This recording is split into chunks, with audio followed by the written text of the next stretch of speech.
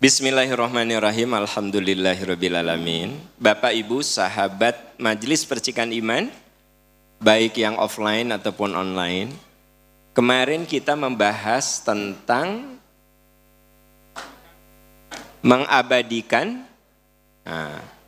Kita berjuang bagaimana kebaikan-kebaikan, amal-amal soleh yang sudah kita jalani itu diabadikan. Ya. Biar dia menyatu dalam darah daging kita. Dia menyatu dalam keseharian kita. Nah, sekarang kita akan bahas perilaku yang akan merusak keabadian amal. Sikap dan perilaku yang akan merusak keabadian amal. Jadi kalau minggu kemarin bicara tentang mengabadikan amal soleh, sekarang kita harus mewaspadai sikap dan perilaku yang akan merusak. Nah, Ibu Bapak ya, di antara yang akan merusak keabadian amal itu adalah hedonisme. Hedon pisan jelema teh. Nah, apa Bu? Jadi yang akan merusak keabadian amal, hedon teh naon bade dijelaskeun. Kaila. Ya, bade dijelaskeun. Ya. Jadi yang akan merusak keabadian amal, kan amal teh kudu diabadikan. Kudu membumi. Kita teh kudu konsisten dalam satu amal. Tadi Ustadz Ambi mengutip, jangan kamu seperti orang yang merusak hasil pintalan. Ibu sudah memintal, sudah merajut, hasil rajutan yang begitu bagus, begitu indah, dihancurin, dirusak. Nah, apa sikap, perilaku, mental yang akan merusak keabadian amal? Hedonisme. Eta teh suka jadi bahasa hari-hari. Maneh mah hedon atuh. Nah. Apa itu hedonisme? Pandangan yang menganggap kesenangan dan kenikmatan materi sebagai tujuan utama dalam hidup. Pandangan yang menganggap kesenangan dan kenikmatan materi sebagai tujuan utama dalam hidup. Ya. Titik. Jadi hedonisme itu pandangan. Ya. Yang menganggap kesenangan dan kenikmatan materi sebagai tujuan utama dalam. Jadi yang ada dalam otaknya itu happy. Seneng. Seneng boleh, tapi kadang dia halalkan segala cara demi kesenangan. Menikmati materi boleh, tapi kadang cenderung menghalalkan segala cara demi kenikmatan materi. Jadi kalau kita punya pandangan bahwa hidup itu harus selalu senang, harus menikmati materi, dan itu menjadi tujuan utama dalam hidup, maka orang seperti ini berpeluang besar untuk merusak amalan-amalan solehnya. Padahal kemarin sudah kita bahas, kita kudu menjaga keabadian amal. Kita mengabadikan nilai-nilai kebaikan. Masih ingat tausiah kemarin apa yang harus diabadikan? Lupa lagi juga nggak apa-apa. Yang nyatet apa? Mengabadikan supaya kita selalu mawas, hati-hati dalam hidup, dalam ucapan dan perilaku, dalam mencari nafkah, dalam bergaul. Hati-hati. Yang kedua, Mengabadikan kebiasaan yang bagus itu belajar. Karena tidak ada perintah yang paling sering diungkap di dalam Al-Quran kecuali belajar sampai disebut 702 kali. Yang ketiga, mengabadikan selalu syukur, berterima kasih. Syukur itu apa? Menikmati apa yang ada di genggaman kita. Itu syukur. Nikmati apa yang ada di genggaman kita. Bukan menikmati apa yang di genggaman orang lain. Saya punya HP, nikmati HP saya. Jangan ngintip HP Ustadz ini 2 HP na ya Allah.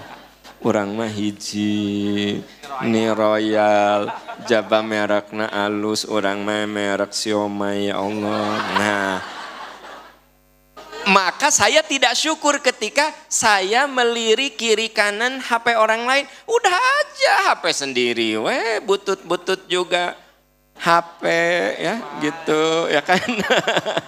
Ya artinya orang syukur mah fokus dengan apa yang dia di genggaman. Ibu kalau ke undangan fokus karena tas sendiri.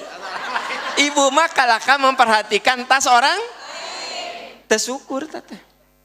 Bapak, mun di undangan fokus ke istri sendiri. Bapak kalaka fokus ke istri. Tidak syukur Anda. Jadi yang namanya syukur itu fokus dengan apa yang ada di genggaman kita. Bukan apa yang ada di genggaman orang lain. Dengar ibu bapak, kalau kita banyak memperhatikan apa yang ada di genggaman orang, Anda jadi gak syukur. Ya ingat HP meni butut kia ya Allah. Ustadz Ihsan mah Ustadz ke meni 2 ya Allah. Gitu jaba merek nanti ini ternama ya Allah. Gitu. Padahal aku kan lebih senior dari dia ya. Nah, apalagi kalau gitu kan. Nah, maka apa yang terjadi? Saya jadi tidak syukur. Nah makanya yang harus kita abadikan, ya ini hanya review saja ya. Mensyukuri agar kita ini selalu lebih waspada.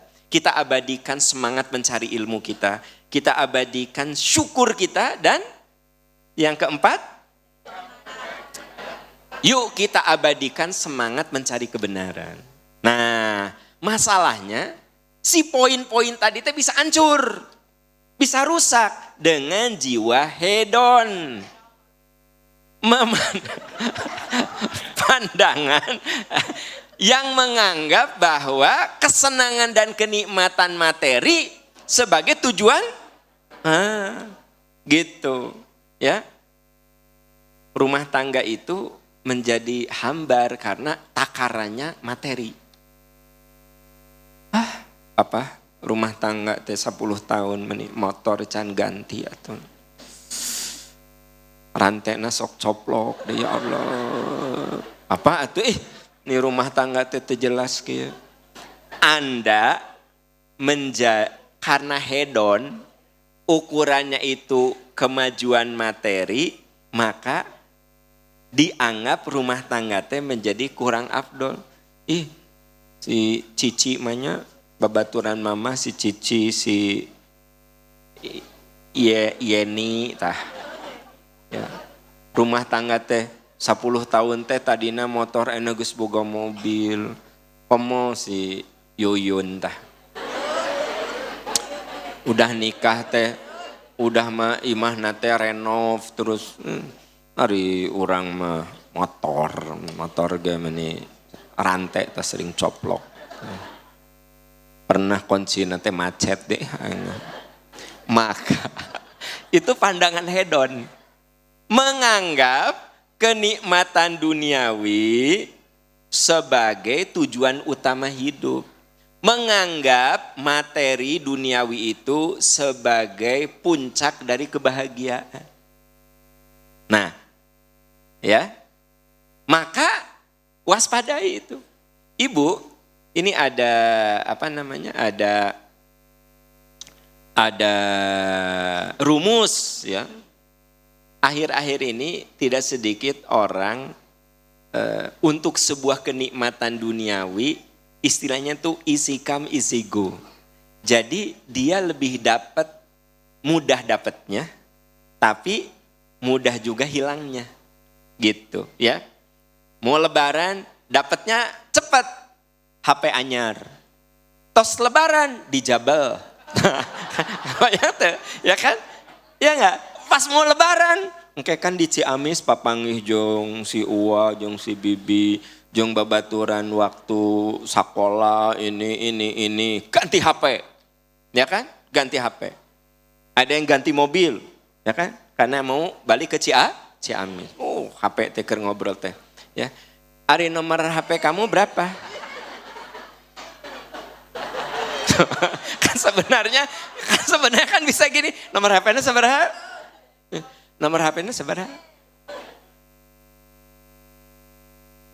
An ame katingali kamera nanya. Padahal iya teh nganyuk. Apa yang terjadi begitu selesai lebaran? Liur kan? Kudu mayar. Dijabel, isi come, isi go. Datangnya cepet, hilangnya cepet. Lebaran, mobil anyar. Wah gitu. Syawal, udah diambil lagi. Dijabel.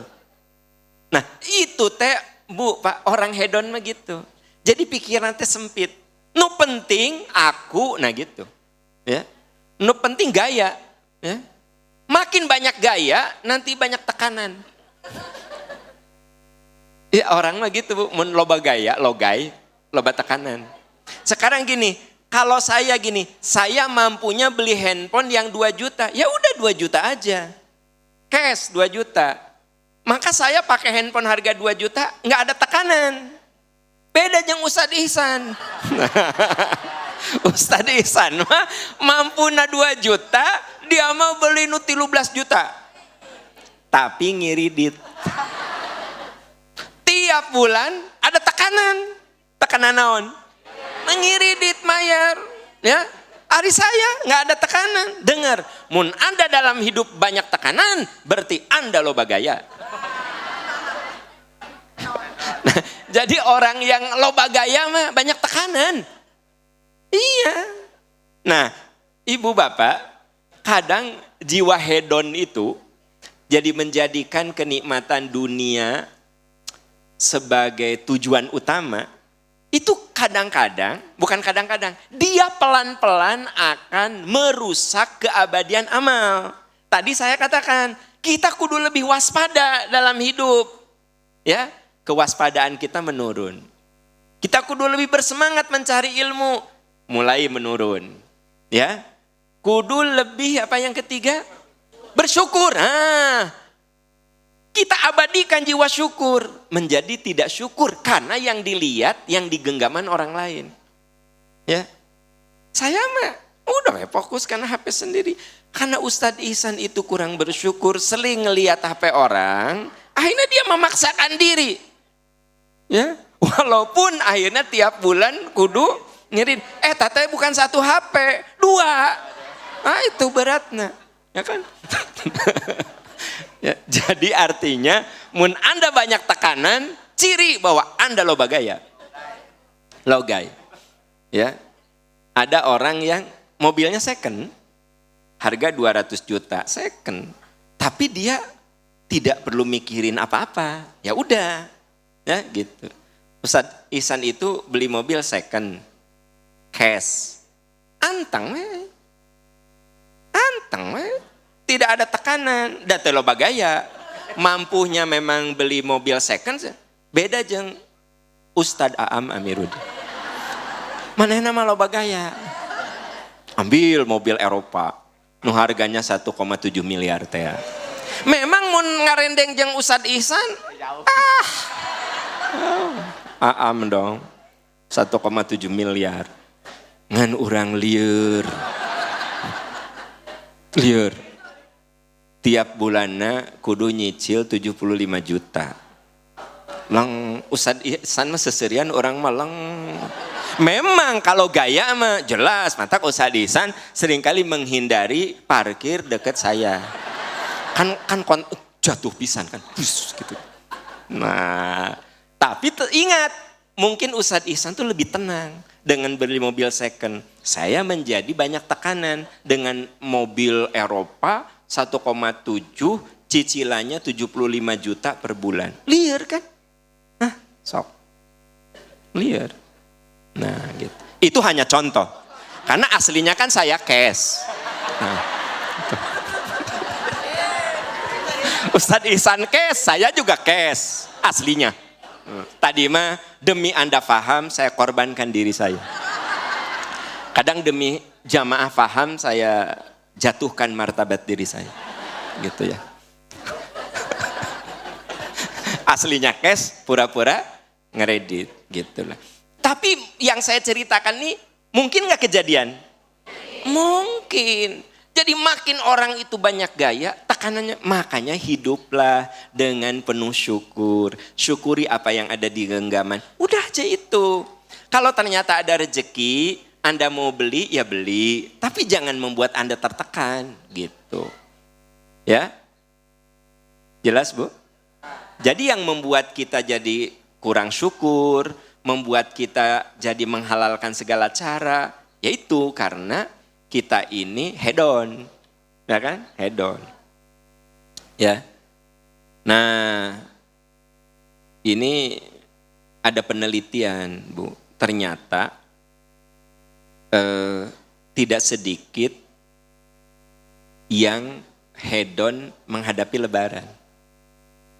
Iya, jadi kan saum itu ngajarin kita syukur, tapi kenyataan hidupnya nggak gitu. Di saat Lebaran teh tingkat hutang tinggi Bu. Iya, tingkat hutang, ya. Minimal hutang beli kastengels. Oh, udah mayar ya, udah alhamdulillah tuh Ari Kim. Udah mayar dari THR ya, yang THR-nya waktu itu belum keluar, sudah diambil untuk kastengels. Maksudnya ini ada penelitian Bu, bahwa ternyata kadang-kadang saum Ramadan yang mengajarkan kita hidup apa adanya. Kan Ramadan tuh ngajarin kita hidup disiplin, apa adanya, kan gitu. Tapi begitu Lebaran, ruh ini hilang. Sehingga katanya tingkat berhutang menjelang, jadi tingkat orang yang memikirkan bayar hutang setelah Lebaran itu meningkat. Dari mulai yang kecil sampai urusan yang besar. Jadi kalau saya misalnya tidak bisa beli kastengels, ya sudah tuh. Ke anak-anak teh, teteh, mama nggak punya uang ya. Jadi tanpa kastengels juga kan kalian tetap Lebaran kan. Nu penting kalian kan alhamdulillah saumna tamat. Nah, bisa nggak gitu? Anda tuh bisa, dusta, bisa. Anak-anak, cek suami teh, mama, ya Lebaran sekarang mah kita sepertinya tidak bisa beli baru, tidak bisa beli baju baru, mau kena baru, ya. Mama, mau kena masih bagus, masih ayah, tos we anggo untuk sholat Id. Kalau ada uang mah memang bagus kalau kita pakai baju baru, mau kena baru. Takuduna mah kan saum teh mengatakan, ya ayah, yang ada aja kita syukuri. Kan ibu mah henteu, baud. Ngambek ya kan gitu. Ya. Ngomong nate kieu, alah gawe. Idul Fitri sangsara. Nah, Bu, ini jiwa hidup apa? Hedon, teteh. Jadi suatu amalan mulia itu jadi runtuh karena apa? Hedon tadi, ya, karena hedon tadi, gitu loh. Nah jadi tugas kita ini melawan hedonisme. Islam mengajari kita hidup qanaah. Qanaah itu apa? Merasa cukup dengan apa yang ada di genggaman. Itu qanaah. Tos merasa cukup, ya, gitu. Kalau ada orang yang jam tangannya mahal, HP-nya mahal, kayak Ustadz Ihsan kan HP-nya mahal, jam tangannya mahal. Nah, dia itu qanaah enggak? Ini Ustadz Ihsan teh qanaah teh. Nah, karena Ustadz Ihsan mah memang seueur artos, maka handphone yang mahal, iPad yang mahal tuh qanaah bagi dia. Karena tidak ada, ya ia merasa cukup dengan itu gitu.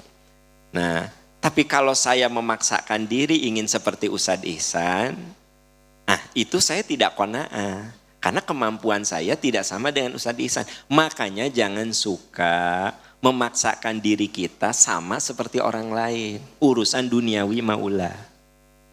Kalau urusan ukhrawi, kudu ingin sama dengan orang lain yang lebih soleh dari kita. Jadi kalau dalam ibadah mah tidak ada qanaah. Qanaah mah urusan duniawi. Misalnya gini, Mama,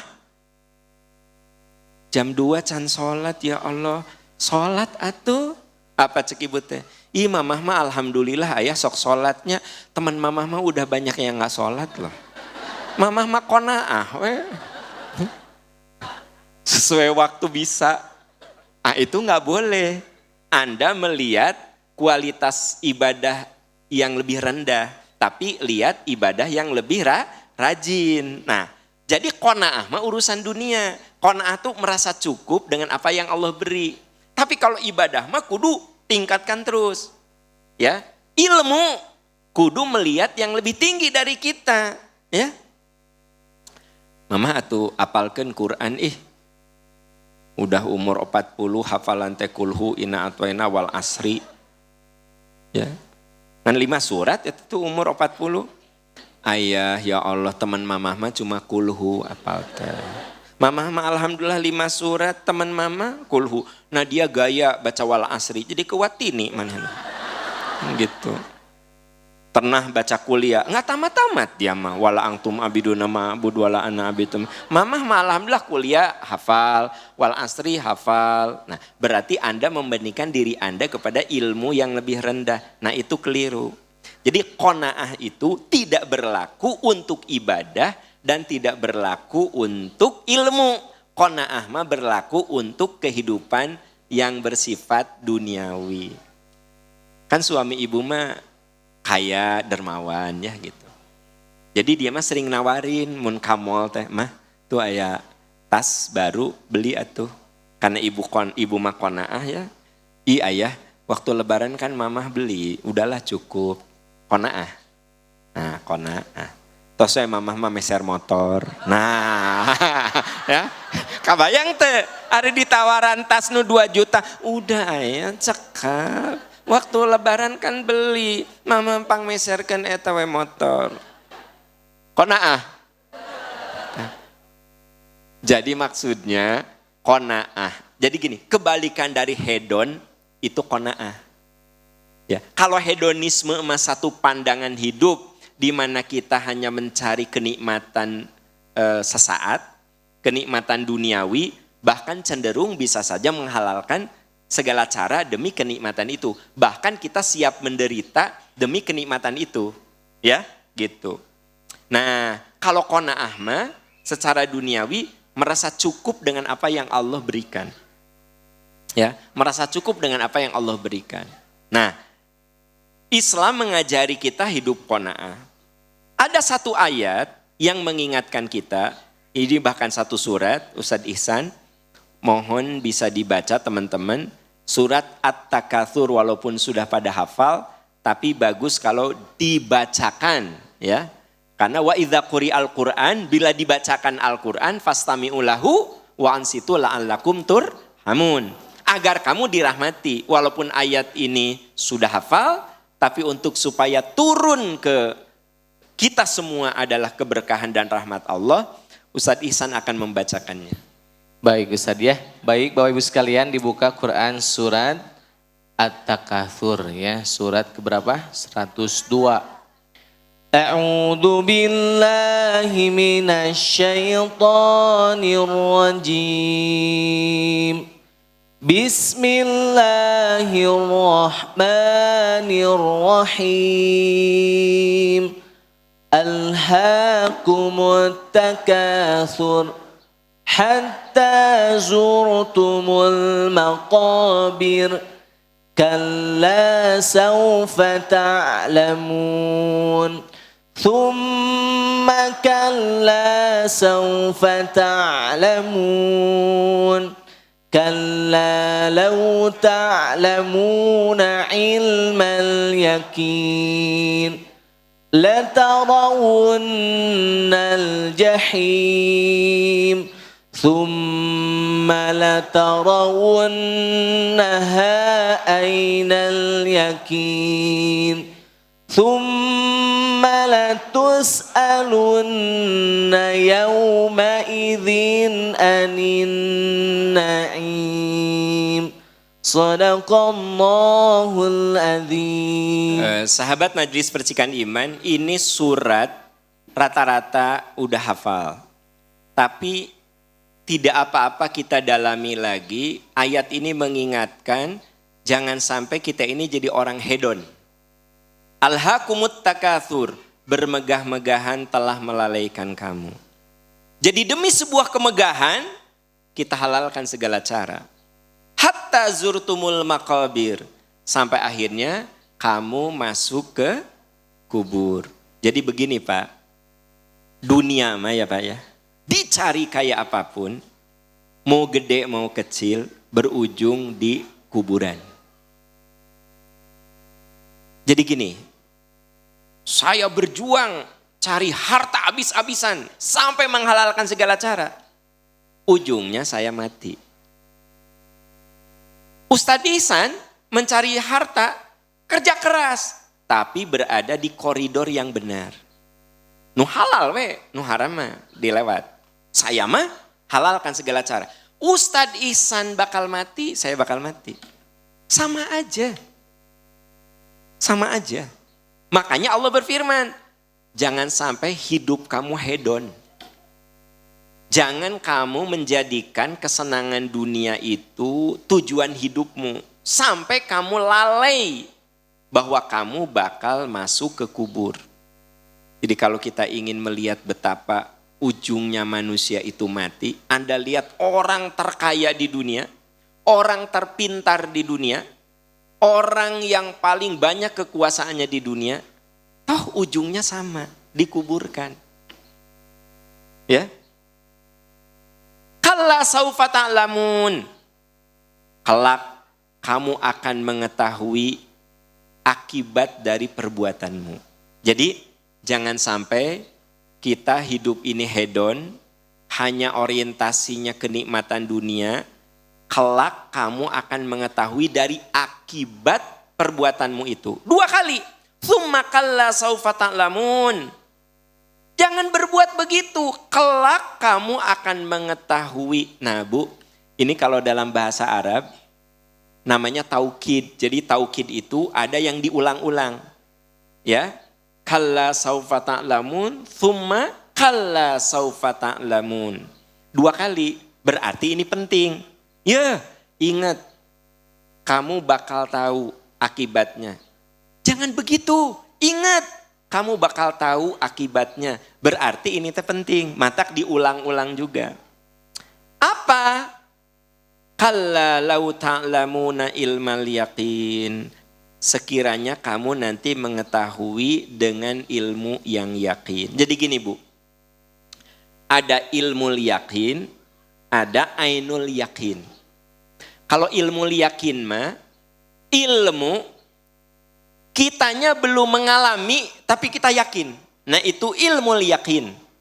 Contoh, iman kepada hari akhirat, yang dekat-dekat jangan langsung akhirat.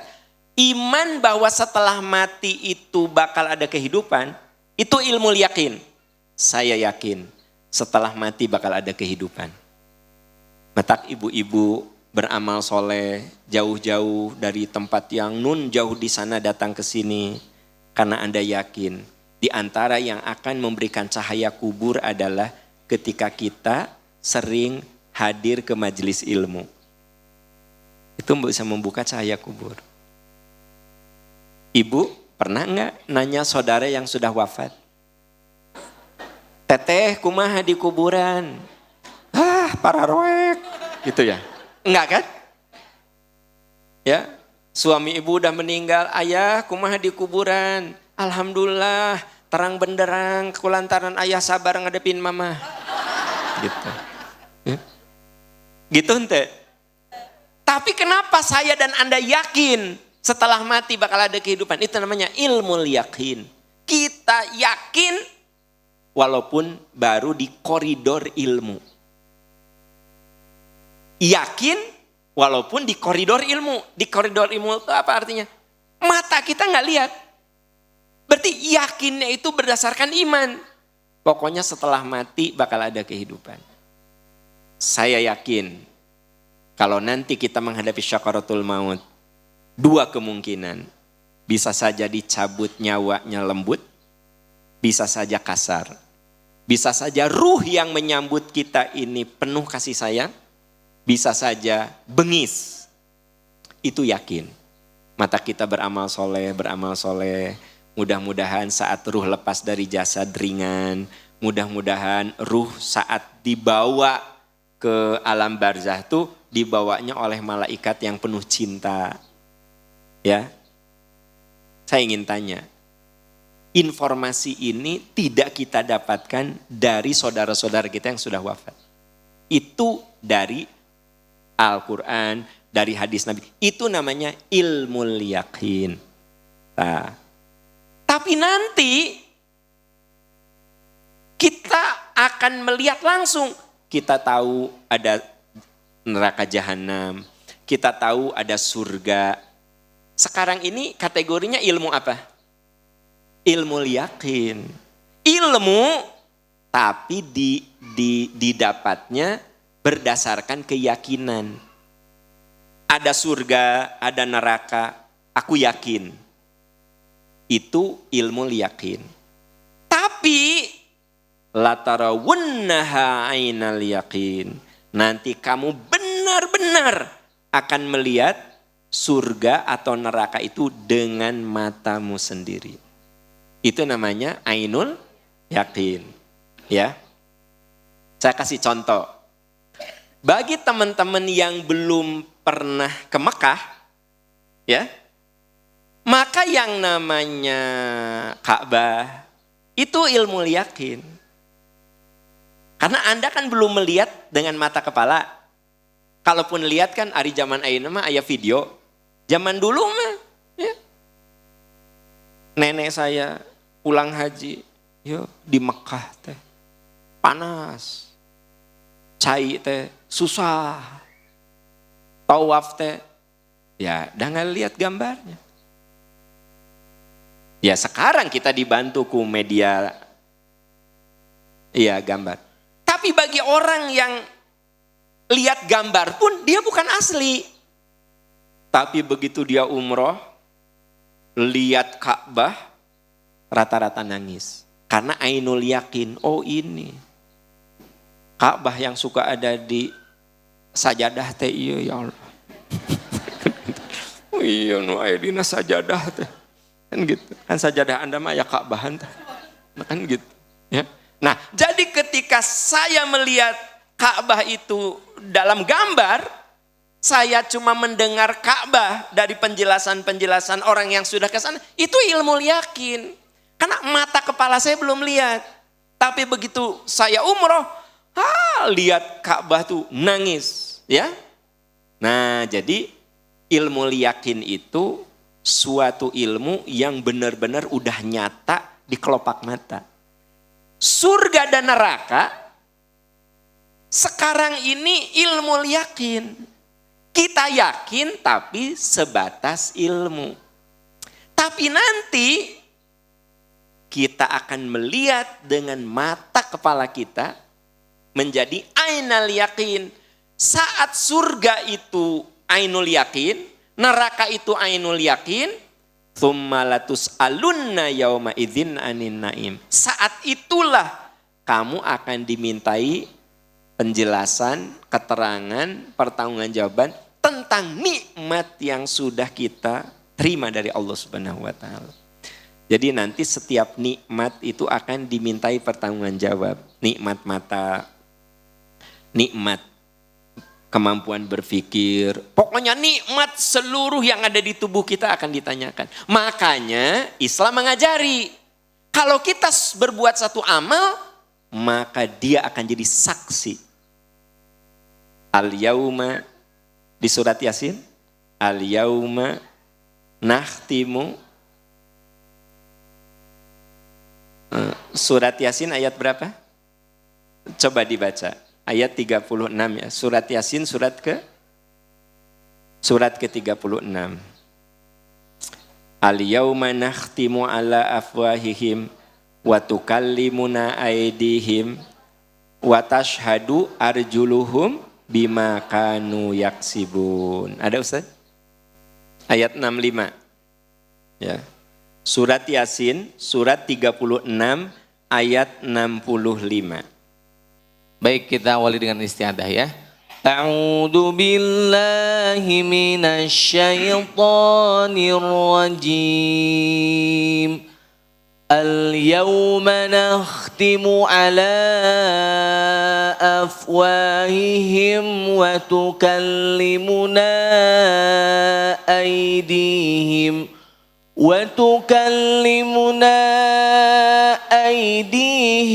وتشهد أرجلهم بما كانوا يكسبون صدق الله العظيم. Tadi kita sedang membahas bahwa Islam mengingatkan kita semua jangan hedon. Karena aslinya, ujungnya mau kita menghalalkan segala cara, mau berada di jalan kebenaran, ujungnya di kematian. Lalu di ayat yang sedang tadi kita bahas, tsumma latus'alunna yauma idzin anin naim, kemudian nanti setelah kamu melihat dengan ilmu ainul yakin, dengan mata kepalamu sendiri, bahwa neraka itu ada, surga itu ada, hisab itu ada, kami akan menghisab tentang apa saja nikmat yang Allah berikan. Makanya di surat Yasin ayat 65, al-yauma, pada hari ini. Hari apa? Hari hisab, hari Ahad. Kumahasih. Ya Allah. Al-yauma, hari ini, hari apa? Ahad. Hari ini maksudnya hari penghisaban. Coba Bu yang konsentrasi ya. Kalau saya nanya itu, kita lagi bahas ayat. Al-yauma, pada hari ini. Hari apa? Hari penghisaban. Karena Ustadz Ihsan, ayah, ibu-ibu, hari ini Ahad. Pada hari ini maksudnya pada hari kami tutup mulut mereka. Wa tukallimuna aydihim. Maka akan bicara kepada kami tangan mereka. Wa tashhadu arjuluhum bima kanu yaksibun. Kakinya menjadi saksi atas apa yang mereka perbuat. Ibu datang ke sini dengan apa? Peluh keringat. Keringat kita tuh jadi saksi. Kaki ibu, bapak dari rumah ke sini itu jadi saksi. Ya. Jadi sebenarnya tidak akan ada yang pernah sia-sia. Ibu datang ke sini, apapun yang ibu lakukan, apa yang bapak lakukan, apa yang saya dan Ustadz Ihsan lakukan, itu tuh semua akan bicara jadi saksi. Kami tutup mulut mereka. Tangan dan kaki itu jadi saksi atas apa yang mereka perbuat. Jadi yang dimaksud dengan kami akan bertanya pada hari itu tentang segala nikmat, itu yang jawab bukan lisan. Seluruh anggota tubuh kita akan menjawab, akan bercerita atas segala yang sudah kita lakukan. Maka pastikan seluruh tubuh kita itu jadi saksi untuk kebaikan. Mungkin ada keburukan, tapi relatif kebaikannya lebih banyak gitu loh. Itu sebabnya kenapa dalam ibadah, sholat, ada sunnah-sunnah di mana kita berpindah. Saya sholat wajib di sini. Kalau memungkinkan, sunnahnya geser. Qobla duhur, saya di sana. Sholat duhurnya di sini, ba'da duhurnya saya agak ke belakang gitu. Sunnah. Di rumah gimana? Sama Bu. Ibu misalnya sajadahnya tadinya agak depan. Sholat wajib. Terus sholat sunnahnya sajadah ibu bawa ke ruang tamu. Boleh, asal nggak ada tamu. Mun ada tamu, mangga dileut, saya rawatib ya. Nah, logai. Nah. Itu sebabnya sholat sunnah, sholat malam, Bu boleh ibu pindah-pindah, bapak boleh pindah-pindah tempat. Misalnya tidak selamanya kudu, ibu makan mun sholat teh selalu di kamar sebelah risbang, sebelah tempat tidur menghadap jendela. Itu teh sudah 28 tahun. Ibu ada saat sholat di situ, nanti kalau anak-anak lagi sekolah, suami lagi ke kantor, ibu duha di ruang tengah. Gitu ya. Ibu sholat, ini mah ibu-ibu yang sholatnya di rumah misalnya ya. Sholat tahajud malam-malam, ibu di ruang tamu karena nggak ada siapa-siapa kan gitu loh. Pindah-pindah, biar rumah Anda semua setiap space-nya, setiap sentinya itu menjadi saksi bahwa itu pernah digunakan untuk kebaikan. Bu, kalau ibu punya rumah rada gede kan gitu. Lalu ada silaturahmi keluarga, ibu tawarkan diri. Nanti silaturahmi Idul Fitri di rumah teteh we. Yuk, karena rumah ibu relatif lega ya kan, di rumah teteh we. Ya, tahu enggak? Itu jadi saksi. Hari ibu mah pernah di kumpulan keluarga, nanti silaturahmi di rumah siapa? Suami ibu tegas angkat tangan langsung dicubit. Dipolototan, rudet. Riweuh. Ayah teriweuh, mama riweuh. Suami teh langsung we kita. Kejam. Merungkut langsung. Dari situ trauma. Jadi sampai genek atuh. Gonok diciwit kan. Gitu. Tah Bu, aslinya kalau ibu punya rumah agak lega, biarkan itu jadi tempat silaturahmi keluarga.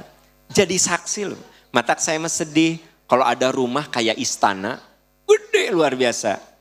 Tapi ya cuma diisi penghuninya. Saudara-saudara teh segen gitu datang ke situ. Segen karena memang si pemilik rumahnya begitu saudara teh masuk ke kamar mandi, kade rusak buatan Itali, kade. Kudu lalaunan, dielap kade. Akhirnya saudara teh takut, kade kasih teteh Itali. Nah, jadi maksudnya Bu, biarkan semua yang ada di genggaman gitu jadi saksi. Ya. Beda pahalanya orang yang ketika ngaji nyatet dan tidak nyatet. Orang yang nyatet telunjuknya jadi saksi. Pulpennya jadi saksi. Yang nggak nyatet dapat pahala. Hanya tangannya bilang, gue mah diem aja dah. Aku mah diem aja dah. Cuma ngoprek-ngoprek kerudung kewe. Bu, tapi ibu tong khawatir. Kaki ibu jadi saksi. Ibu langsung kieunya nih. Orang cenah geus jauh-jauh ngaji. Menit dihargaan. Ibu, saya bilang melangkah ke sininya tuh jadi saksi. Duduknya itu jadi saksi. Hanya kalau nyatet, beda persaksiannya. Beda persaksiannya gitu loh maksud saya ya. Ibu saya lihat kalau pas pulang ada ibu-ibu yang di wilayah sini jalan kaki gitu ya. Langkahnya jadi saksi. Nih ya, saya lihat ibu-ibu yang daerah sini di Arjasari lewat sana. Aya nu norobos ka dieu tah. Kasawah juga nama. Norobos ka ditu. Karena begitu saya di sana, si ibu nu tadi udah ada di sana. Jika eta norobos sawah. Nah kan gitu. Jadi kan saya mateng gitu kan gitu. Ngalewat jika nama kasawah kaman si ibu nu tadi opatan. Nah patun-tun. Nah saya yakin itu ibu-ibu yang jalan kaki itu langkahnya enggak usah khawatir. Masa janji Allah saya salah? pada hari ini, pada hari kebangkitan, kami tutup mulut mereka, yang akan jadi saksi adalah tangan dan kaki mereka, bima kanu yaksibun, atas apa yang mereka lakukan. Semua jadi saksi. Nah makanya Islam itu mengajari kita untuk selalu realistis saja. Jangan hedon, ya. Nah sekarang ini kan banyak orang hedon karena pengaruh flexing juga, tahu flexing? Pamer, ya. Dan rata-rata orang yang flexing mah asup penjara jadi nanti. Sok perhatikan, betapa banyak orang yang flexing dengan pesawat jet pribadi. Ngasih hadiah ke budak itu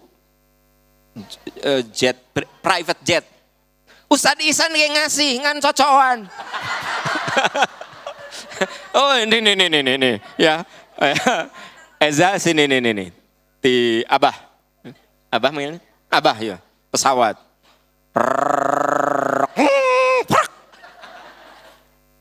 Mah bukan flexing saudara-saudara.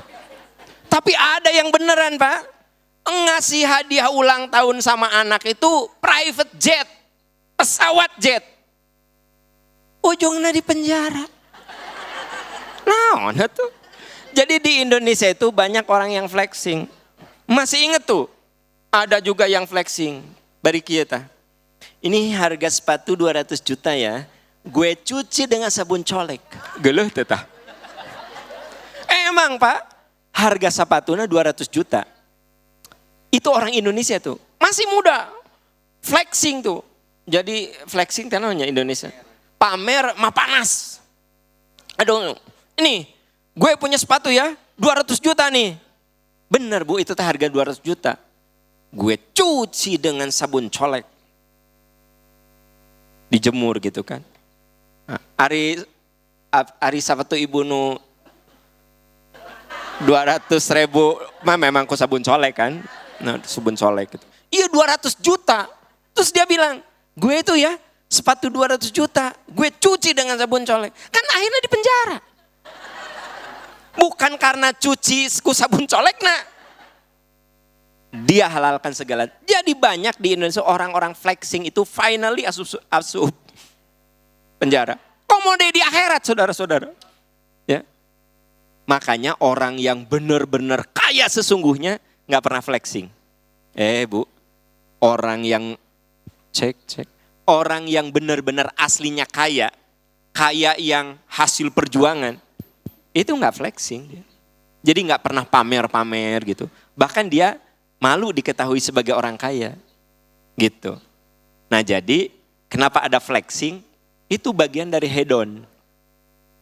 Bagian dari dia jadikan kenikmatan dunia itu sebagai capaian terhebat.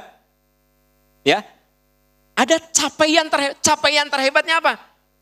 Saya punya ini, saya punya ini, saya punya ini. Berarti dia menganggap itu capaian terhebat. Ya. Tapi saya tahu banyak orang yang asli benar-benar kaya, yang dia bangun dari nol, biasa we. Nggak pamer-pamer kekayaan. Gitu. Ya. Bahkan dia bilang, malu saya. Masih banyak yang lebih kaya dari saya, gitu, ya. Nah jadi flexing dengan harta itu sekarang lagi marak. Udah gitu teh, ibu panas. Nah, iya. Masalahnya ibu nonton teh hareudang panas. Ya, ibu nggak pengen beli, tapi ngomong ke salaki. Ayah, teman mama lihat ayah piknik, ke Malaysia. Malaysia. Kita mau mending gak pernah piknik. Omongan Anda itulah yang bikin nyelekit hati suami Anda. Kenapa? Suami Anda sudah berusaha menghidupi keluarga. Udah gitu tadi hargai teman mamah mah piknik. Hari kita mah gak pernah.